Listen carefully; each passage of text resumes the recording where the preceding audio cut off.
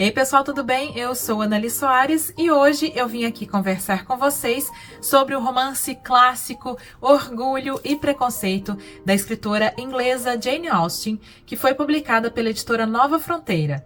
Então bora comigo pro vídeo de hoje.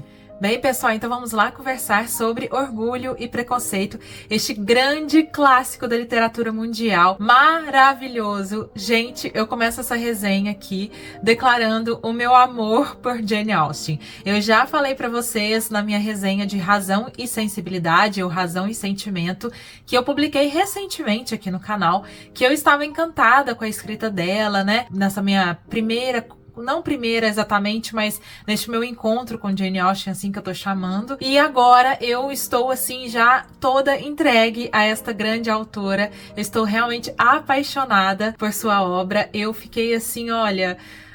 Ai, gente, eu não sei nem explicar. Eu fiquei num transe, assim, nessa leitura. Foi maravilhosa. Inclusive, eu gravei um diário de leitura deste livrão aqui, gente. Que coisa mais linda. Eu espero que vocês confiram também esse vídeo, se vocês ainda não viram, né? Saiu aí no canal não faz muito tempo. Então, deem uma olhada para vocês verem como foi a minha experiência, né? O dia a dia de leitura. E nele eu trago, né? Algumas reflexões, algumas questões que já ali durante a leitura pipocaram na minha cabeça e eu compartilhei num momento ali bem quente, né? Então hoje nós teremos a resenha. Eu espero assim poder trazer aqui mais do que informações de enredo, né? Coisas que talvez você já conheça, porque é um livro falado no mundo todo, que é difícil a gente não saber um pouco, pelo menos, sobre a história, né, que a Jane Austen escreve aqui. Acima disso, eu espero que vocês sintam junto comigo as minhas reflexões, os meus sentimentos em torno deste livro aqui. Então vamos falar um pouco sobre, primeiramente, né, o contexto e a autora, né, principalmente aí começando a falar um pouco de Jane Austen, se você não conhece, enfim. A Jane Austen é um grande nome da nossa literatura mundial. Ela é considerada por muitos críticos, inclusive, a autora mais importante da Inglaterra, né, desde Shakespeare. Ela viveu ali entre os séculos 18 e 19. Ela nasceu em 1775, em 16 de dezembro de 1775, em Hampshire, na Inglaterra. E depois, em 1801, eles se mudaram para a cidade de Bath. Mas depois de se mudar para a cidade com a família, 4 anos depois, o pai dela morreu. E aí a família dela entrou numa dificuldade financeira, eles tiveram muitos problemas em relação a isso. Essa vivência da Jane Austen está muito colocada na sua obra. As críticas que ela faz aqui, que vocês vão entender, eu vejo que também tem um pouco dessa vivência, dessa percepção dela. Mais do que isso, eu acho que é o olhar apurado da Jane Austen. Incrível, assim, ela estava realmente muito antenada na sua realidade, na sua sociedade, muito crítica, né? Ela foi extremamente crítica, pelo menos naquilo que eu vejo sobre Jane Austen, naquilo que eu já li. É uma escritora que conseguiu retratar a sua sociedade e colocar dentro da sua percepção as críticas em torno desta classe, principalmente, né? Que ela aborda aqui, por exemplo, aristocrática, burguesa, rural, desse início do século XIX. Então, assim, este é o contexto. A Jane Austen começou a publicar seus livros com mais velha, já ela tinha, acho que uns 30 anos, e ela começou a publicá-los anonimamente, gente. Assim, a gente fala muito sobre isso, né? Como as mulheres tinham nenhum espaço, né, na sociedade. Sendo escritora, muitas publicavam com nomes masculinos ou anonimamente. Mas ela foi publicando seus romances com o apoio da família, né? Mas ela foi realmente fazer um sucesso e se tornar popular como ela é hoje depois que ela morreu. Ali por volta de 1869, assim, que o nome dela começou realmente a circular, se tornar esse fenômeno que ela é hoje, né? Assim, este livro aqui, Orgulho e Preconceito, ele é best-seller, assim, até hoje, lá na Inglaterra, mais de 50 mil exemplares que vende por ano, só lá. Então vocês vejam que é, assim, um livro que ele é clássico realmente com todas as características. Eu lembro muito do Ítalo Calvino, né, falando sobre clássicos, principalmente por isso, porque é um livro que, embora seja do século XIX, que, né, está tão distante de nós, ele conversa conosco, ele diz muito sobre nós. Então esse é mais ou menos o contexto. Só para finalizar, a Jane Austen morreu em 1817 com apenas 41 anos. Uma pena, porque certamente ela ainda tinha muito a dizer, mas vamos celebrar, né, a sua vida e a sua obra com as nossas leituras, né? Bom, então vamos falar um pouco sobre Orgulho e Preconceito, né? Orgulho e Preconceito, gente, foi um livro publicado em 1813, extremamente crítico, um livro que vai trazer aí essa sociedade burguesa, né, do século XIX, ali, a aristocracia rural da Inglaterra, como eu já falei aqui nesse vídeo, com o retrato de famílias, aqui diferentes famílias, mas protagonizado por a família Bennet, que é a família da Elizabeth, que é a personagem principal. Nós temos o Mr. Bennet, a Mrs. Bennet, que é a mãe, pai dela, né, só pra falar um pouco. Ele é um homem, assim, preso na sua própria vivência, nas suas leituras. Ele é muito crítico em relação às filhas dele. E a Elizabeth, ou Lizzie, como eles chamam, né, ela ali dentro da família, é a sua filha favorita, porque ele acha que a Elizabeth, ela é uma mulher inteligente, ela se diferencia das irmãs, ela é muito crítica. E, inclusive, é muito interessante essa relação que a Jane Austen coloca entre pai e filha, em contraste com a relação da mãe dela com a Elizabeth, porque a mãe, a Mrs. Bennet, é extremamente preocupada com o casamento das filhas, né? E isso é uma relação que eu acho que para aquele contexto é super normal, entre aspas, né, esperado mesmo, essa ansiedade em relação ao casamento, porque as mulheres naquele momento não tinham direito a nada, né, elas não eram sujeitos ativos socialmente, consideradas assim cidadãs, né, como nós somos hoje. Então o casamento era um meio de vida, praticamente, era o objetivo, né, principal da vida de uma mulher, era se casar bem, né, ter ali, construir a sua família, cuidar da casa e manter essa primeira estrutura, né, social, que é a familiar. Então a mãe dela é muito ansiosa em relação a esse casamento das 5 filhas, e ela acha que a Elizabeth é uma fracassada nesse sentido, né? Ela não vê futuro para essa filha, porque a Elizabeth é uma rebelde.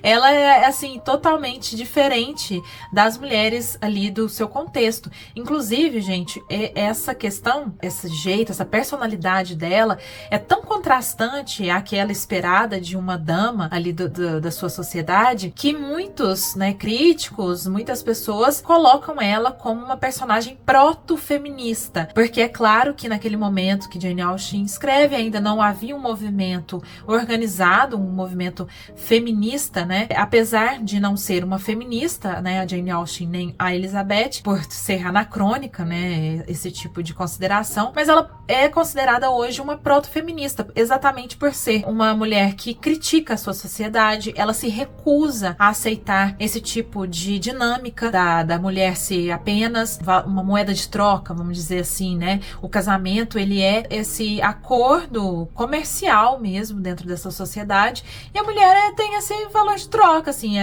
ou seja, se ela tem um dote, se ela vem de uma família rica, ela tem um bom casamento, um casamento mais fácil. Se ela é de uma família um pouco mais humilde, né, com menos dinheiro, aí dificulta e fica esse desespero completo que a Mrs. Bennet tem em relação às suas filhas, porque eles são uma família que tem alguma coisa, né, eles têm uma propriedade ali, uma casa e tudo mais, mas não são super ricos, assim como serão aqui outras personagens apresentadas, né? Então, são 5 filhas, a Elizabeth, ela é a segunda das filhas, a mais velha é a Jane, a preferida da Elizabeth, com quem ela se dá melhor. Elas são muito diferentes em algumas coisas, mas se assemelham em outras, e esse amor, essa aproximação, essa amizade das duas se dá em todo o romance. Elas contam muito uma com a outra para se defenderem, muitas vezes, desse jeito da mãe delas, da maneira inescrupulosa que a mãe se comporta, e principalmente as outras 2 irmãs mais novas, né, que são, assim, meninas muito novas, que foram apresentadas à sociedade, né, ali antes dos 15 anos, e que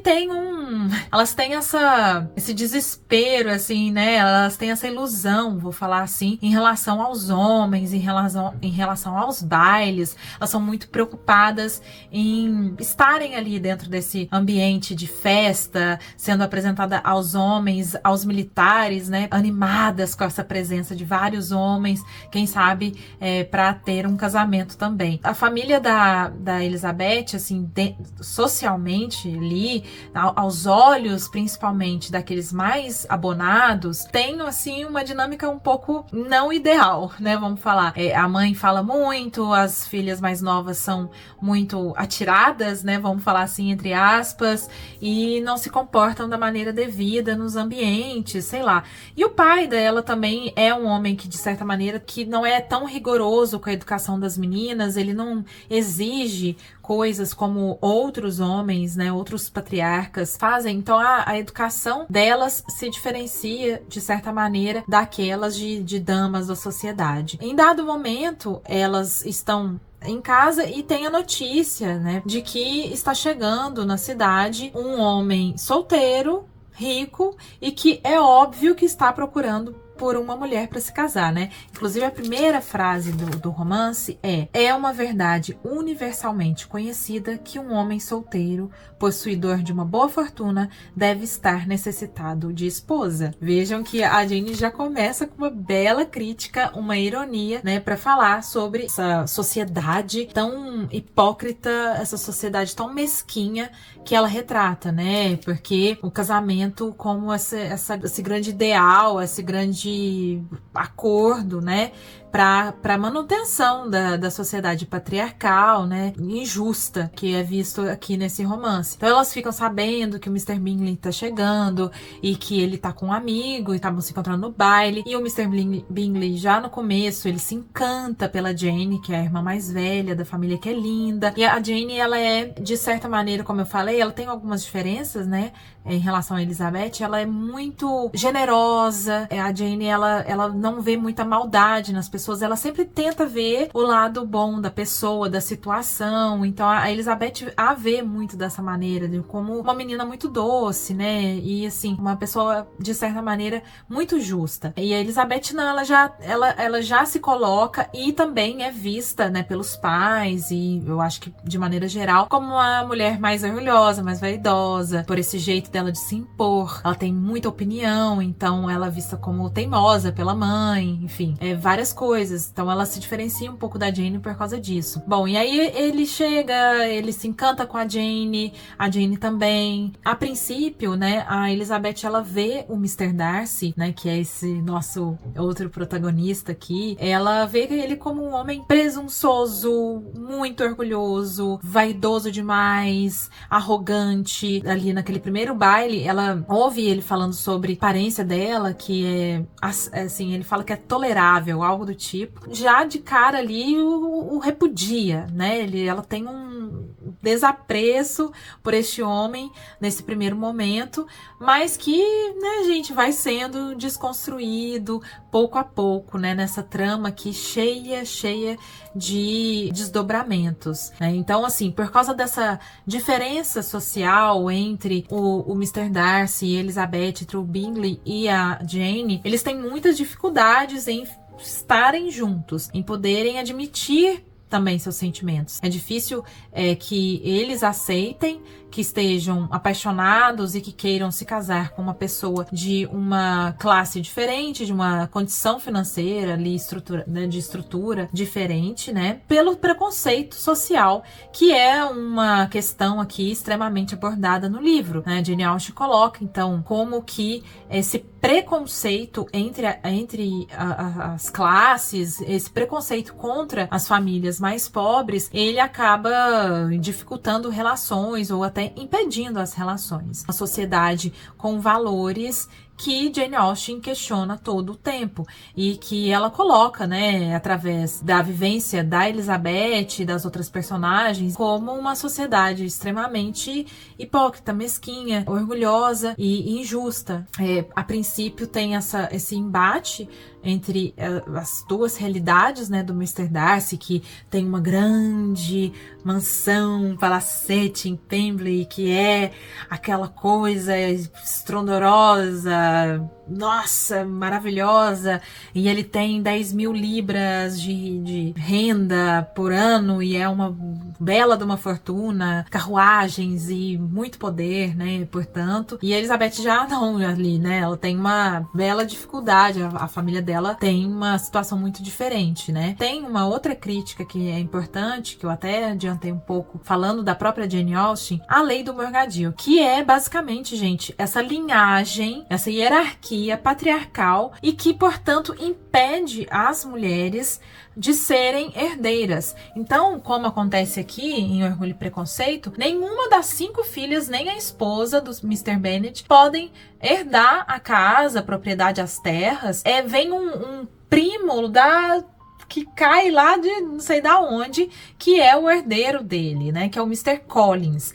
E o Mr. Collins é uma personagem interessante aqui, uma das personagens secundárias do romance, e que, como eu falei um pouco, né, na resenha de Razão e Sentimento, a Jane Austen, ela trabalha muito com caricaturas, assim, né, sociais. Então, meio que transforma uma personagem em uma espécie de caricatura, de alegoria ali para fazer esse retrato da sociedade, para fazer suas críticas. O Mr. Collins é o típico puxa-saco, muito puxa-saco, né, da sua senhoria, que é uma mulher muito rica, dona de propriedades e tudo mais, e ele é parente da Elizabeth, né, um primo distante, que em algum momento também chega para visitá-los, porque ele está em busca de uma esposa, né, ai que surpresa. Então, ele acaba pedindo a mão da Elizabeth, que recusa uma atitude dela que é extremamente diferente àquela esperada. Ela não vê o casamento como essa grande saída, esse grande salva-vidas da vida. Ela recusa o casamento com esse primo e, portanto, ela recusa receber essa herança do pai, de certa maneira, né? A indiretamente ser a herdeira por meio de um casamento com esse primo que é ridículo. Ele é ridículo, ele fica só falando dessa senhoria dele e fica falando sobre a beleza dela, a inteligência dela, de como que a propriedade dela é maravilhosa, de como ela é rica, e fica tudo falando o preço das coisas, sabe? Então ele é muito ridículo. A mãe se rebela, a mãe faz um escândalo, né? Porque pode ser a única oportunidade de vida dela, e inclusive quando uma das filhas faz algo, tem uma atitude que não é muito bem aceita socialmente, ela não só atrapalha, assim como atrapalha as irmãs. Então a mãe também tem essa preocupação, que acaba acontecendo com a Kitty, que é uma das filhas aqui, que cai, né, no conto ali de um dos militares, né, que inclusive tem uma relação ali com o Mr. Darcy, uma relação de inimizade por causa do passado, foge com ele, é um escândalo social, isso, nossa, quase que acaba com a família, sabe? Né? Não vou ficar entrando tantos em detalhes assim, que embora seja um clássico muito conhecido, eu acho que vocês devem saber,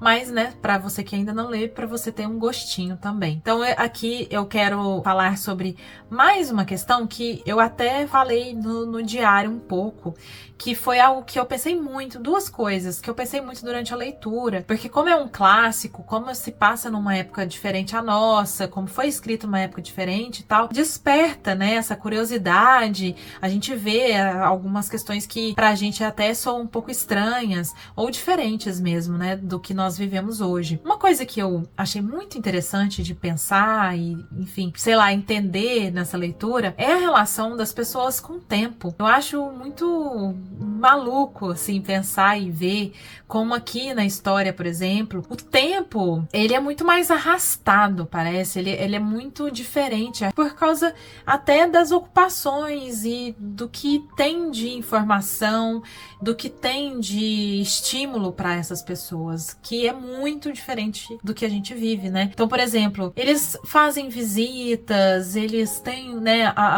os bailes, eles têm essas tarefas e tudo mais, mas é tudo muito mais tranquilo, né? Com outro tempo. Então, uma coisa que eu falei no diário é que, assim, gente, a Elizabeth, ela vai visitar a amiga dela, a Charlotte, e ela fica lá, tipo, 2 meses, entendeu? Assim, vou lá, vou ficar, sei lá, tantas semanas na casa da pessoa. E eu fico assim, gente, que coisa louca. Imagina você, né, ir visitar uma amiga e ficar todo esse tempo. É claro que é por causa das dificuldades de transporte, de comunicação. Ela era uma mulher solteira, ela não tinha, né, as suas demandas ali da casa, como uma mulher casada, de ter que cuidar e governar uma casa. Elas não podiam trabalhar fora, essas mulheres dessa classe. É claro que ali tinham as criadas, né, as empregadas e tal, mas ela não tem um trabalho fora, não tem uma ocupação, por tudo isso, né? Mas eu acho que também é um retrato da diferença da relação do tempo e as pessoas, né, que eu acho bem interessante de notar. Uma outra coisa que eu pensei muito é o poder da palavra dita, o quanto que existe uma confiança, o tanto que existe assim, um poder da palavra que uma pessoa impõe ali sobre algum assunto. Então, tanto a falada quanto a escrita, né, em cartas, como eles se comunicam. Eu fiquei pensando sobre isso, assim, tem um momento chave da história, né, entre Elizabeth e o Darcy, que é quando ele revela para Elizabeth alguns motivos por ele ser como ele é, né, ou por ele ter agido em um momento ali ou outro, como ele agiu, e ele conta a história, ele conta fatos ali da vida dele e que envolve, por exemplo, o Wickham ou a irmã dela, ou sei lá, não interessa. O que eu quero dizer é, a partir do momento que a pessoa fala, ela tem uma credibilidade muito alta. E eu fiquei assim, sabe, pensando, nossa, será que a nossa relação com a palavra de uma outra pessoa, será que, como que a gente está enxergando esse poder da palavra, principalmente da falada, que muitas pessoas não dão uma importância necessária, né, aquilo que, por exemplo, escreve num comentário ou fala ou manda para alguém. Eu acho que a gente vive num momento que tem muita desconfiança e cada vez mais eu acho que as pessoas não assumem o poder da palavra. Não sei se eu tô me fazendo entender, gente, mas eu tô tentando. É uma banalização da palavra, né, que eu vejo assim acontecer entre a gente. Não sei se é pelo excesso, eu não sei se é pelos meios, eu não sei se é realmente pela estrutura da sociedade, por algumas quebras, né, de hierarquia, de poder, mas aqui eu vejo que eles têm uma outra relação com isso, né? A partir do momento que ele escreve aquilo pra ela, ela leva a sério. É claro que existe desconfiança, não tô falando que não existia, né? Não é nada disso, mas tem sabe, uma importância, tem um peso aquilo, né, que é dito, que é escrito, que eu não sei se é exatamente como a gente vive hoje. Então, é uma reflexão que eu fiz, que eu queria dividir com vocês, que não só aqui em Orgulho e Preconceito, mas também Razão e Sentimento mexeu comigo, mas aqui muito. Essa troca de cartas, essa maneira de se informarem, é realmente algo que a palavra ali, ela é muito importante, sabe? Achei muito interessante pensar nisso. Eu acho que a Jane Austen, ela traz aqui em Orgulho e Preconceito uma reflexão, né, sobre a virtude, o que é, né, ser uma pessoa virtuosa e quais são, né, os sentimentos, quais são as atitudes das pessoas que podem ser consideradas bem aceitas ou mal aceitas e até que ponto isso quer dizer alguma coisa, né? Também que o orgulho aí entra como uma característica muitas vezes vista como negativa, mas que ao mesmo tempo, em certa medida, é algo que pode ser considerado uma virtude ou não. Tem umas dualidades ali, né? Principalmente, eu acho que eu já até falei muito, que é essa primeira dualidade do amor e do dinheiro, da riqueza, né? Colocados ali muitas vezes em extremos, né? Outras dualidades vistas aqui no romance, o que é esperado da mulher, o que é esperado do homem, como que essas personagens são retratadas por Jane Austen, acho que forma, né, um olhar sobre toda essa realidade dela e que questiona e que reflete, não necessariamente que chega a uma conclusão do que é realmente, né, virtuoso e por quê, né, naquele momento. Uma curiosidade, que eu não sei se vocês sabem, mas Orgulho e Preconceito, a princípio, seria chamado de First Impressions, ou Primeiras Impressões, mas depois o título foi mudado para Orgulho e Preconceito, que eu acho muito bom, porque realmente são dois sentimentos ali que são realmente muito importantes